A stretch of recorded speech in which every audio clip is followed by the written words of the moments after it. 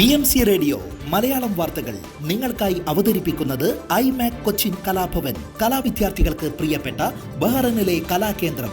കൂടുതൽ വിവരങ്ങൾക്കായി സന്ദർശിക്കൂ www.bahrainmediacity.com. നമസ്കാരം. BMC റേഡിയോ മലയാളം വാർത്തകളിലേക്ക് സ്വാഗതം. ഞാൻ ധനു കൃഷ്ണ. പ്രവാസികൾക്ക് നാട്ടിലേക്ക് അയക്കുന്ന പണത്തിന് 2% നികുതി ചുമത്താനുള്ള നിർദ്ദേശം നിരസിക്കാനൊരുങ്ങി ശൂറ കൗൺസിൽ. ഇതിനോടകം പാർലമെന്റ് ഏകകണ്ഠമായി അംഗീകരിച്ച നിർദ്ദേശം ഗുണത്തേക്കാളേറെ ദോഷമാണ് ഉണ്ടാക്കുകയെന്ന് ചൂണ്ടിക്കാട്ടി ശൂറ സാമ്പത്തിക സമിതി നിർദ്ദേശത്തെ അംഗീകരിച്ചിട്ടില്ല. ഇതിന്റെ പശ്ചാത്തലത്തിലാണ് മന്ത്രിസഭ നിർദ്ദേശം തള്ളാനൊരുങ്ങുന്നത്. ഒരു വർഷം മുൻപും സമാന നിർദ്ദേശം പാർലമെന്റ് അംഗങ്ങൾ ഏകകണ്ഠമായി അംഗീകരിക്കുകയും ശൂറ കൗൺസിൽ നിരസിക്കുകയും ചെയ്തിരുന്നു. അതിനു പിന്നാലെയാണ് വിഷയം വീണ്ടും ചർച്ചയ്ക്ക് വെച്ചതും കഴിഞ്ഞ മാസം പാർലമെന്റ് വീണ്ടും വോട്ടിനിട്ടതും. രണ്ടാം തവണയും പാർലമെന്റ് വിഷയം അംഗീകരിക്കുകയായിരുന്നു. ശൂറ കൗൺസിൽ ഇത്തവണയും നിരസിക്കാനൊരുങ്ങിയ സ്ഥിതിക്ക് വിഷയം ദേശീയ അസംബ്ലിയുടെ സംയുക്ത സമ്മേളനത്തിൽ വോട്ടിനിടും. നികുതി നടപ്പാക്കിയാൽ രാജ്യം എണ്ണയെ ആശ്രയിക്കുന്നതിനെ കുറയ്ക്കാനാകും. ദശലക്ഷക്കണക്കിന് ദിനാറാണ് ഓരോ രാജ്യത്തേക്കും അയക്കപ്പെടുന്നതെന്നും ടാക്സ് വരുന്നതിലൂടെ അതിന് കുറവുണ്ടാകുമെന്നും തൽഫലമായി ദിനാർ ഇവിടെ തന്നെ ചിലവഴിക്കാൻ കാരണമാകുമെന്നാണ് എംപിമാരുടെ ഭാഷ്യം. എന്നാൽ ഗുണത്തേക്കാളേറെ ഇത് ദോഷമാണ് വരുത്തിവെക്കുകയെന്നും വിഷയം അപ്രായോഗികമാണെന്നും ശൂറ സാമ്പത്തിക കാര്യ സമിതി ചെയർമാൻ ഖാലിദ് അൽ മസ്കദി അഭിപ്രായപ്പെട്ടു. 2% നികുതിയിൽ നിന്നുള്ള വരുമാനം വളരെ കുറവാണ്. ഇത് സർക്കാരിന് വലിയ ഗുണങ്ങളൊന്നും നൽകില്ല. മറ്റ് അനുബന്ധ വഴികളിൽ നിന്നുള്ള വരുമാനത്തെ ഇത് ദോഷകരമായി ബാധിക്കുമെന്നും അദ്ദേഹം കൂട്ടിച്ചേർത്തു.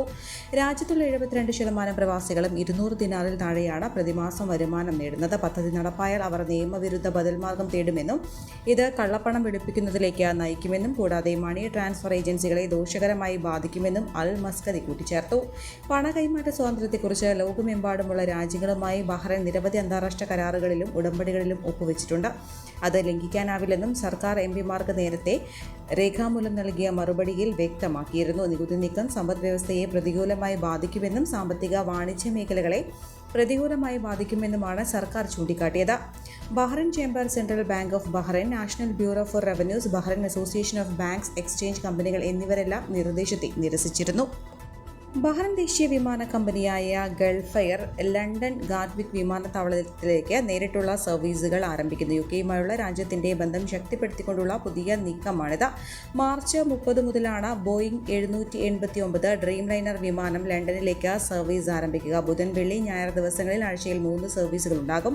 ബിസിനസ് ക്ലാസ്സിൽ 26 ഫ്ലാറ്റ് ബെഡ് സീറ്റുകളും ഉള്ള വിമാനമാണിത്. ബഹ്റൈനും യുണൈറ്റഡ് കിങ്ഡത്തിനുമുള്ള ഇടയിലുള്ള യാത്രക്കാരുടെ ഡിമാൻഡ് പരിഗണിച്ചാണ് പുതിയ തീരുമാനം. വിമാനം ബഹ്റൈൻ അന്താരാഷ്ട്ര വിമാനത്താവളത്തിൽ നിന്ന് രാവിലെ 1:45 പുറപ്പെട്ട് ലണ്ടൻ ഗാറ്റ്വിക്കിൽ രാവിലെ 6:55 എത്തിച്ചേരും. തിരികെ ഗാറ്റ്വിക്കിൽ നിന്ന് രാവിലെ 11:25 പുറപ്പെട്ട് രാത്രി 8 ബഹ്റൈനിൽ എത്തിച്ചേരും. യൂണിഗ്രാഡ് എഡ്യൂക്കേഷൻ സെന്റർ വാർഷിക കായിക മേള സംഘടിപ്പിച്ചു. ആവേശത്തിന്റെയും മത്സരത്തിന്റെയും സൗഹാർദ്ദത്തിന്റെയും ഉത്സവമായി മാറിയ മേളയിൽ വിദ്യാർത്ഥികളും അധ്യാപകരും ഓഫീസ് സ്റ്റാഫും ഒന്നിച്ചു ചേർന്ന് കായിക മത്സരങ്ങൾ സംഘടിപ്പിച്ചു. വിദ്യാർത്ഥികളെ വ്യത്യസ്ത ഗ്രൂപ്പുകളായി തിരിച്ച് ആസൂത്രണം ചെയ്ത വ്യക്തിഗത ടീം മത്സരങ്ങൾ അവരുടെ ശാരീരിക കായിക ക്ഷമതയും ടീം സ്പിരിറ്റും മാറ്റുരയ്ക്കാൻ അവസരമൊരുക്കി. ഫുട്ബോൾ, ബാഡ്മിന്റൺ, ത്രോ ബോൾ, പ്രത്യേകിച്ച് പെൺകുട്ടികളുടെ ഫുട്ബോൾ ടീമുകൾ എന്നിവരുടെ പ്രകടനം കാണികൾക്ക് ആവേശം പകരുന്നതായിരുന്നു. പുതുതലമുറയുടെ പാഠ്യേതര കഴിവുകൾ പ്രോത്സാഹിപ്പിക്കുന്നതിന്റെ ഭാഗമായാണ് യൂണിഗ്രാഡ് ഇത്തരം പരിപാടികൾ സംഘടിപ്പിക്കുന്നത്. മികച്ച പ്രകടനം കാഴ്ചവെച്ച വിജയികളെ ആദരിച്ചുകൊണ്ട് അവർക്കുള്ള ട്രോഫികളും മെഡലുകളും വിതരണം ചെയ്യപ്പെട്ടു.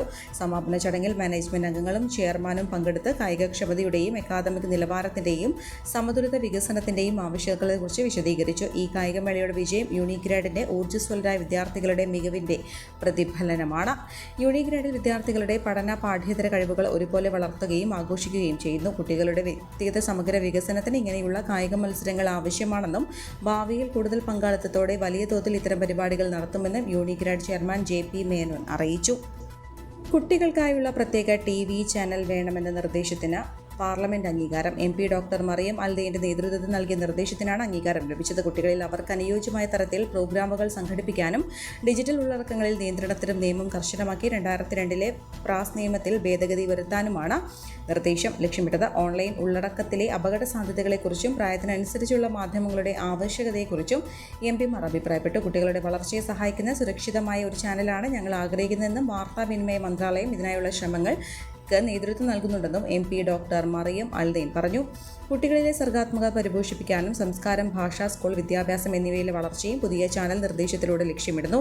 മാധ്യമങ്ങൾ വിനോദങ്ങൾക്ക് പുറമെയുള്ള പ്രോഗ്രാമുകളിൽ ശ്രദ്ധ കേന്ദ്രീകരിക്കണമെന്നും ആൽദെയിൻ പറഞ്ഞു. ചിന്തയെ രൂപപ്പെടുത്താനും വ്യക്തിഗത ശക്തിപ്പെടുത്തുന്നതിനും യുവതലമുറയെ തെറ്റായ പ്രവണതകളിൽ നിന്ന് പിന്തിരിപ്പിക്കുന്നതിലും അത് പ്രധാന പങ്ക് വഹിക്കുമെന്നും അവർ ചൂണ്ടിക്കാട്ടി. കൂടാതെ കുട്ടികൾക്ക് ചാനലുകൾ വഴി നേരിട്ട് ഇടപഴകാൻ വഴികൾ ഒരുക്കണമെന്നും അവർ കാഴ്ചക്കാരായി മാത്രം തുടരേണ്ടവരല്ലെന്നും അവരുടെ സർഗാത്മക സംഭാവനകൾ പ്രകടിപ്പിക്കാൻ അവസരം ലഭിക്കുന്നതിലൂടെ അവരുടെ ആത്മവിശ്വാസം ഉയർത്താനും പുതിയ ആശയങ്ങൾ പ്രോത്സാഹിപ്പിക്കാൻ കാരണമാകുമെന്നും ആൽദെയിൻ കൂട്ടിച്ചേർത്തു. നാഷണൽ ചൈൽഡ്ഹുഡ് കമ്മീഷണറും ബഹ്റൈൻ സൊസൈറ്റി ഫോർ ചൈൽഡ് ഡെവലപ്മെന്റും ഈ നിർദ്ദേശത്തെ പിന്തുണച്ചു. ഓൺലൈൻ അപകടങ്ങളിൽ നിന്ന് കുട്ടികളെ സംരക്ഷിക്കുന്നതിനും സുരക്ഷിതമായ ഉള്ളടക്കങ്ങളെ പ്രേരിപ്പിക്കുന്നതിനും ഉയർന്ന നിലവാരമുള്ള അറബിക് പരിപാടികൾ ചാനലുകൾ വഴി നിർമ്മിക്കുന്നതിനുമുള്ള ശ്രമങ്ങൾ നടത്തണമെന്നും സൊസൈറ്റി പറഞ്ഞു. കടൽ മണൽ ഖനനം ആരംഭിക്കും മുൻപ് പരിസ്ഥിതി ആഘാത പഠനം നടത്തുമെന്ന കേന്ദ്ര സർക്കാരിന്റെ വിശദീകരണം പ്രതിപക്ഷം കനത്തതിനെ തുടർന്ന് കടലിലെ എന്തുതരം ഖനനം സംബന്ധിച്ചുള്ള അന്താരാഷ്ട്ര കരാറുകളുണ്ട്. അതിനെ മറികടന്നുള്ള നീക്കം രാജ്യാന്തര ബന്ധങ്ങളെ ബാധിക്കും. ഖനനത്തിനെതിരെ പ്രതിഷേധം കനത്തത് അന്താരാഷ്ട്ര മാധ്യമങ്ങളിലടക്കം ചർച്ചയായതോടെയാണ് കേന്ദ്ര ഖനി മന്ത്രാലയം വിശദീകരണവുമായി രംഗത്ത് വന്നത്.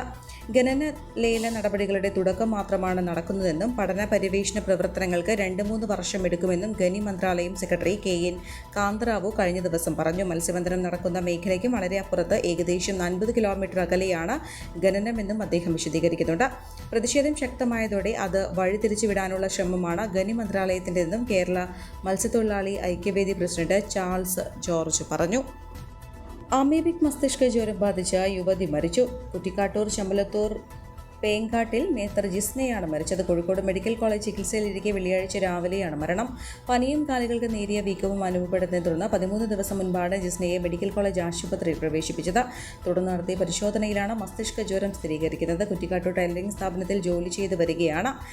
ഭർത്താവ് സുഭാഷ്, മകൻ ശ്രീസാരംഗ്, പിതാവ് ജയരാജൻ, മാതാവ് ശാരദ, സഹോദരങ്ങൾ ശ്യാംജിത്ത്, ജിംഷാദ്.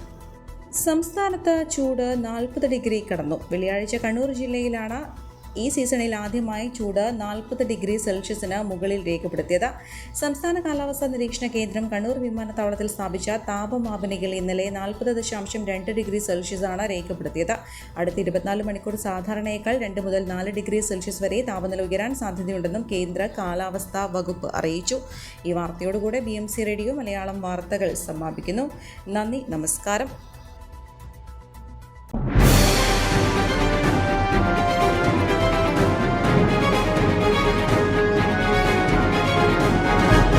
BMC റേഡിയോ മലയാളം വാർത്തകൾ നിങ്ങൾക്കായി അവതരിപ്പിക്കുന്നത് ഐമാക് കൊച്ചിൻ കലാഭവൻ. കലാവിദ്യാർത്ഥികൾക്ക് പ്രിയപ്പെട്ട ബഹ്റൈനിലെ കലാകേന്ദ്രം. കൂടുതൽ വിവരങ്ങൾക്കായി സന്ദർശിക്കൂ www.bahrainmediacity.com.